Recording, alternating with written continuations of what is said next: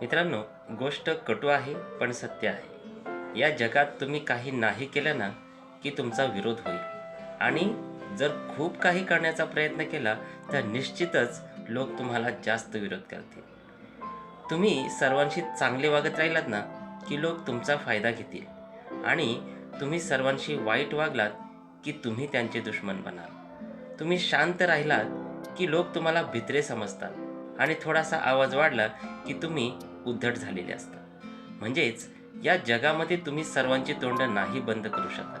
म्हणून दुसऱ्यांच्या मतावर एक सेकंद सुद्धा वाया घालवणं ही आपली मूर्खता आहे. तुमचा संपूर्ण फोकस हा तुमच्या स्वतःवर असला पाहिजे ना की दुसऱ्यांवर.